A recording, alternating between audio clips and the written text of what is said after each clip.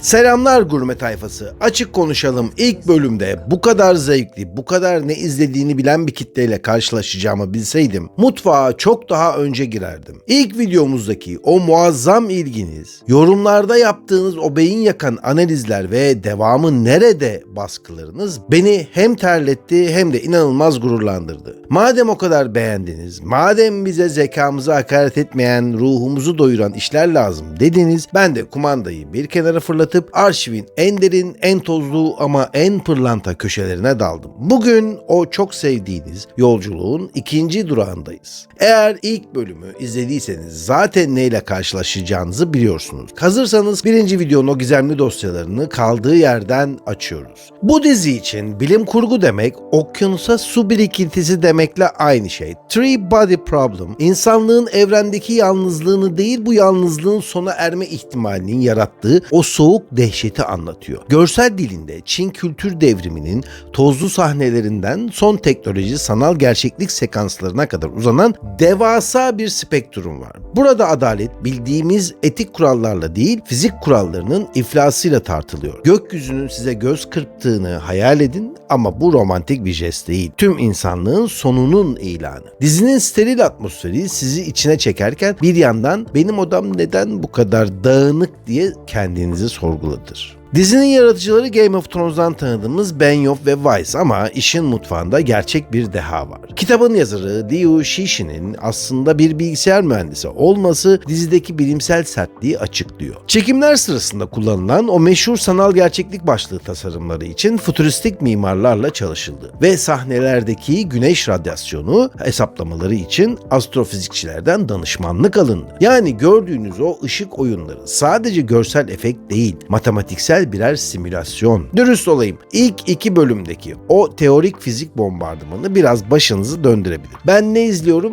diyebilirsiniz. Ama sabredin. Bu yapım telefonu elinden bırakamayanlar için değil, zihnini bir yapboz gibi açıp her parçanın yerine oturmasını bekleyen sabırlı izleyiciler için. Eğer Interstellar'da o bilimsel boşluk hissini sevdiyseniz doğru yerdesiniz. Fizik kuralları bükülürken sizin de beyin kıvrımlarınız hafifçe cızırdaması normal. Korkmayın. Gelecek her zaman neon ışıklı bir Tokyo sokağı değil, bazen Moskova'nın soğuk, steril gri tonlarıdır. Better Than Us, bizi robotların her alanda olduğu ama duygu kavramının hala sadece insana has sanıldığı bir yakın geleceğe götürüyor. Dizinin atmosferi metalik bir soğuklukla insan teninin sıcaklığı arasındaki o tekinsiz çizgide yürüyor. Arisa karakteri üzerinden dönen o mükemmel aile illüzyonu aslında modern toplumun ne kadar kırılgan olduğunu yüzümüze vuruyor. Tabii robotumuzun sizden daha mantıklı kararlar vermesi egonuzu biraz zedeleyebilir. Bu dizi Netflix'in satın aldığı ilk Rus yapımı orijinal seri olma özelliğini taşıyor. Teknik açıdan en etkileyici yanı Arisa'yı canlandıran Polina Andreeva'nın performansı. Oyuncu robotik hareketleri o kadar iyi analiz etmiş ki çekimler sırasında gözlerini kırpmama süresini uzatmak için özel bir meditasyon tekniği kullanmış. Ayrıca dizide kullanılan androidlerin bir kısmı gerçekten prototip aşamasındaki servis robotlarından esinlenerek tasarlanmış. Amerikanvari aksiyon patlamaları bekliyorsanız hayal kırıklığına uğrayabilirsiniz. Bu daha çok bir aile dramasıyla harmanlanmış felsefi bir sorgulama. Robotların mı daha insansı yoksa insanların mı daha mekanik olduğunu merak ediyorsanız bir hafta sonunuzu bu soğuk ama sürükleyici dünyaya ayırın. Bir de Siri'ye bir sonraki sefer daha nazik davranmanızı öneririm. Ne olur ne olmaz. Я спрашиваю, где мой босс? Ты угробил свою жизнь, а теперь за мою взялся.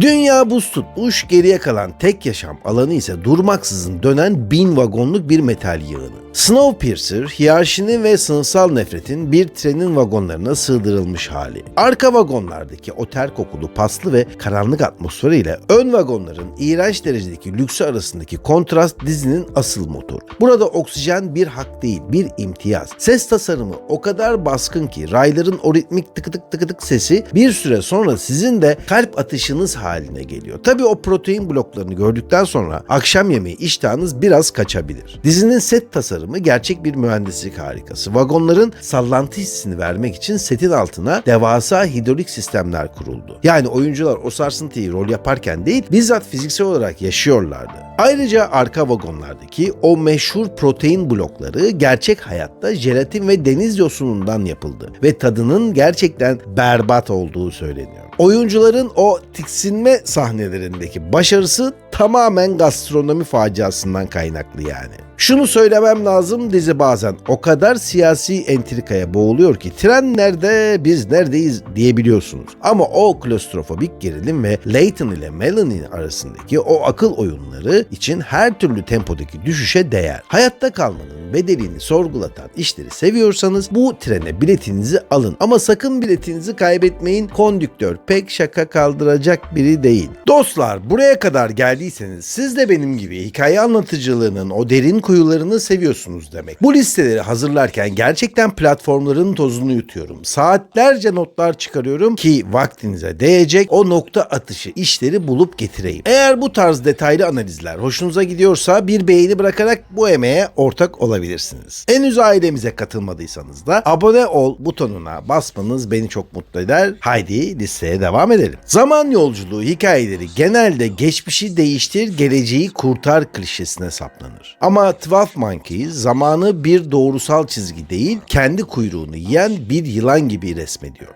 Kasvetli, paslı ve her an her şeyin silinebileceği bir atmosfer. Renk paleti geçmişin sepya tonlarından geleceğin o asit yanığı morlarına kadar sürekli evriliyor. Bu dizide zaman bir araç değil, karakterlerin içine hapsolduğu canlı, acımasız bir labirent. İzlerken kendi kronolojik sırrınızı kaybetmeniz an meselesi. Filminden bağımsız bir evren kurmayı başaran nadir yapımlardan. Teknik ekip zaman fırtınası efektlerini oluştururken 90'ların analog video parazitlerini dijital efektlerle harmanlayarak o eşsiz görüntüyü elde etti. Ayrıca senaryo grubu tüm sezonların düğümlerini en baştan çözmüş durumdaydı. Yani birinci sezonda gördüğünüz bir gölge 3 sezon sonra karşınıza bir karakter olarak çıkabiliyor. İlk başlarda dizi size standart bir salgın filmi gibi gelebilir. Sakın bu tuzağa düşmeyin. İkinci sezondan itibaren öyle bir genişliyor ki beyin kıvrımlarınızın ısındığını hissedeceksiniz. Kafa karıştırıcı işleri seven, not tutarak dizi izleyen o hardcore kitleye şiddetle öneririm. Eğer zamanı geri alabilseydim bu diziyi tekrar ilk kez izlemek isterdim. Tabii bu durumda bir paradoks yaratıp kendimi yok etmezsem. What do I do that is so monumental that the laws of physics are broken? Dışarıdan bakıldığında her şey mükemmel. Çimler biçilmiş, insanlar gülümsüyor ama bu kasabanın etrafı elektrikli tellerle çevrili ve dışarı çıkmak yasak. Wayward Pines, mükemmel toplum imajının altındaki o çürümüşlüğü anlatıyor. Kasabanın o yapay parlak renkleri ile dış dünyanın karanlık vahşi gerçeği arasındaki geçişler izleyiciyi sürekli bir teyakkuz halinde tutuyor. Burada ters bir şeyler var. Hissi sabah içtiğiniz kahveden daha çok ayıltıyor insanı. Dizinin yapımcı koltuğunda M. Night Shyamalan var. Yani ters köşe onun göbek adı. Kasabadaki o hoparlör sesleri ve kuş cıvıltıları izleyicide bilinçaltı düzeyinde bir rahatsızlık yaratmak için hafif frekans bozulmalarıyla kaydedilmiş. Yani izlerken hissettiğiniz o huzursuzluk tamamen ses mühendislerinin bir oyunu. Şeffaf Olayım 1. sezonun finali o kadar büyük bir cevap veriyor ki 2. sezon biraz o yükün altında eziliyor. Benim önerim ilk sezonu bir mini dizi gibi izleyip o muazzam gizemin tadını çıkarmanız. Gizli kasaba ve insan deneyleri temalarını sevenler kaçırmasın. Bir de kasaba sakinleri size turta falan ikram ederse nazikçe reddedin derim. Güneşin bile girmeye korktuğu devasa bir karanlık düşünün. Shadow and Bone, Çarlık Rusyası'ndan ilham alan estetiğiyle fantezi türüne taze bir soluk getiriyor. Kar kaplı stepler, süslü üniformalar ve barutun büyüyle dansı. Burada büyü, küçük bilim denilen bir manipülasyonla doğaya hükmediliyor. Atmosfer hem çok görkemli hem de o dumanlı savaş meydanları kadar tekinsiz. Dizinin yaratıcısı Eric Heiserer bu evreni kurarken diller üzerine çok kafa yordu. Dizide duyduğunuz o kurmaca diller, Game of Thrones'un meşhur Dothraki dilini yaratan dil bilimci David J. Patterson tarafından tasarlandı. Ayrıca dizideki Crows ekibinin hikayesi kitabın orijinal zaman çizelgesinden farklı olarak senaryoya dahil edildi. Genç yetişkin fantezisi bu beni aşar demeyin. Özellikle Kaz Breaker ve çetesinin olduğu sahneler birer suç draması tadında. Eğer politik entrika ve seçilmiş kişi klişesinin kaliteli bir görsellikle işlenmesini seviyorsanız Ravka'nın kapıları size açık. Ama dikkat edin, o karanlıkta neyin saklandığını asla tam olarak bilemezsiniz. Oxford'un tozlu kütüphanelerinden Venedik'in gizemli kanallarına, A Discovery of Witches, fantaziyi akademiye ve tarihe indiriyor. Cadılar, vampirler ve iblisler aramızda ama pelerinlerle değil, takım elbiselerle ve doktora tezleriyle geziyorlar. Dizinin atmosferi adeta eski bir kitabın kokusu gibi. Ağır, vakur ve entelektüel bir gizemle kaplı. Vampirlerin o hayati kırmızı sıvı yerine şarap kadehine o kadar yakışması da ayrı bir ironi tabii. Başrol oyuncusu Matthew Good'un canlandırdığı karakter için çekimlerde kullanılan o meşhur genetik laboratuvarı aslında bir set değil. Galler'deki gerçek bir bilimsel araştırma merkezinin modifiye edilmiş hali. Dizi simya ve tarihsel gerçeklere o kadar sadık ki arka planda gördüğünüz el yazmalarının birçoğu gerçek belgelerin birebir replikaları. Bu dizi biraz yavaş pişmiş bir yemek gibi. Eğer Twilight-vari bir aksiyon bekliyorsanız yanılırsınız. Bu daha çok bir yasak aşkın gölgesinde yürütülen tarihsel bir dedektiflik hikayesi. Yağmurlu bir akşamda elinizde kahvenizle izlenecek en iyi atmosfer işi budur. Entelektüel bir vampirle akşam yemeğine çıkmak istiyorsanız hadi buyurun. I'm not in control of it. If he breaks the rules, he pays the price. Give her to them. 1950'lerin Amerika'sı. Ama buradaki tek canavarlar kozmik dokunaçlı yaratıklar değil. Aynı zamanda ırkçılığın o iğrenç yüzü Lovecraft Country. H.P. Lovecraft'ın yarattığı o karanlık mitolojiyi alıp Jim Crow yasalarının dehşetiyle birleştiriyor. Renkler canlı ama bir o kadar rahatsız edici. Dizi sizi bir yandan canavarlarla korkuturken diğer yandan insan daha mı tehlikeli acaba sorusuyla baş başa bırakıyor. Jordan Peele ve J.J. Abrams'ın imzasını taşıyan bu yapım teknik açıdan bir tür kolajı. Her bölüm farklı bir film türüne saygı duruşunda bulunuyor. Ayrıca dizideki canavar tasarımları Lovecraft'ın betimlemelerine sadık kalınarak ama modern bir body horror estetiğiyle yaratıldı. Sarsıcı kelimesi bu dizi için az kalır. Bazı sahneler o kadar çiğ ve sert ki izlerken yutkunamayabilirsiniz. Ama sistem eleştirisini bu kadar yaratıcı bir karanlık fantazi ambalajıyla sunan başka bir iş yok. Cesareti olan izlesin. Gece lambasını açık bırakmak isteyebilirsiniz. Sadece canavarlar için değil, insanlık tarihi içinde. Güney Kore yapımı bu şaheser Joseon Hanedanlığı döneminde geçen bir zombi istilası. Ama bildiğimiz zombi klişesinden çok daha fazlası. Açlık, iktidar hırsı ve kokuşmuş bir saray bürokrasisi. Atmosfer o kadar pis ve gerçekçi ki çamurun kokusunu, kılıçtan süzülen hayati sıvının sıcaklığını hissediyorsunuz. Görsel yönetmenlik o geleneksel Kore kıyafetlerinin asaletini zombi atmosferiyle inanılmaz bir zıtlık içinde sunuyor. Zombilerin bile protokolü varmış gibi hissettiriyor. Zombilerin hareketleri için profesyonel dansçılar çalıştırıldı. Her bir zombinin farklı bir koşu ve saldırı stili var. Ayrıca dizideki o muazzam şapkalar o kadar ilgi çekti ki Amazon'da bu şapkaların satışı patlama yaptı. Teknik ekip gece sahnelerini sadece meşaleler ve doğal ışıkla çekerek o dönemin karanlığını mükemmel yakaladı. Zombi türünden sıkılmış olsanız bile bu diziye bir şans verin. Çünkü bu bir zombi dizisi değil. Açlığın ve sınıf farkının dramı. İnce işçilik budur dedirten bir senaryo kurgusu var. Bir de o zombilerin ne zaman hızlı, ne zaman yavaş koşacağını öğrenmek hayatta kalma şansınızı arttırabilir.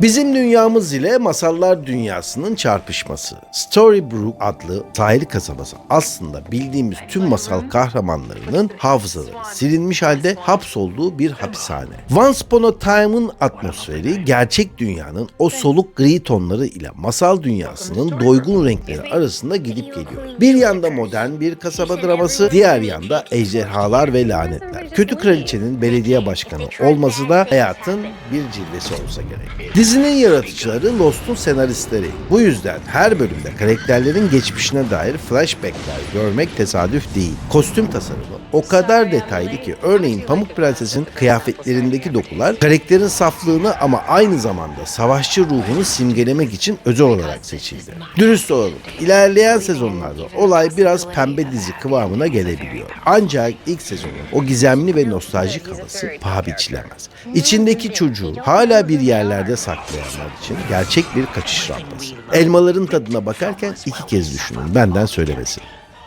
No more happy endings. Nadia her gece kendi doğum günü partisinde hayata veda edip aynı banyo aynasının önünde uyanıyor. Russian Doll, ölümsüzlüğü bir hediye değil bir yazılım hatası olarak ele alıyor. Atmosfer baş karakter Nadia gibi alaycı, dumanlı, zeki ama içten içe yaralı. Her vedadan sonra aynaya bakıp yine mi demek pazartesi sabahı uyanmaktan daha zor olsa gerek. Natasha Lyonne sadece başrol değil aynı zamanda dizinin yaratıcılarından biri. Dizideki banyo kapısı tasarımı Nadia'nın zihnindeki labirenti simgelemek için özel olarak tasarlandı. Ayrıca senaryodaki zaman döngüsü kurgusu video oyunu mantığıyla tasarlandı. Çünkü Nadia karakteri de aslında bir oyun geliştiricisi. Beyin yakan işler listesinin zirvelerinden biri. Aynı şeyi izlemekten sıkılır mıyım diye korkmayın. Her döngüde katmanlar öyle bir açılıyor ki kendinizi bir terapi seansında gibi hissediyorsunuz. Kısa, öz ve sarsıcı. Eğer siz de her gün aynı şeyleri yapıyormuş gibi hissediyorsanız Nadia ile iyi anlaşacaksınız. Victoria dönemini andıran bir şehir. Ama sokaklarda periler, satirler ve devasa varlıklar geziyor. Carnival Row tam bir steampunk rüyası. Çarklar, buhar makineleri, kirli sokaklar ve mülteci efsanevi varlıklar. Atmosfer hem büyüleyici hem de o kadar yozlaşmış ki her köşeden bir cinayet çıkabiliyor. Kanatlı bir perinin dedektifle aşk yaşaması. Tinder'daki en garip eşleşmeden bile daha ilginç. Dizinin setleri Prag'da devasa bir araziye sıfırdan kuruldu. O binalar ve sokaklar gerçek mimari yapılar. Perilerin kanatları için özel bir mekanik sistem ve CGI hibriti kullanıldı. Kanatların hareketi oyuncuların duygu durumuna göre senkronize edildi. Görselliğiyle sizi sarhoş edebilir ama hikaye biraz ağır ilerliyor. Eğer dünya kurma konusuna takıntılıysanız bu dizinin her detayına bayılacaksınız. Ben bayılmıştım. Neo-noir ve fantazinin en karanlık buluşması bu. Şemsiyenizi yanınıza alın. Bu şehirde her an bir şeyler yağabilir. Peki ya 2. Dünya Savaşı'nı Naziler kazansaydı? Amerika ikiye bölünmüş, Doğu Nazi kontrolünde, Batı ise Japon İmparatorluğu'nun işgalinde. Man in the High Castle, tüyler ürperten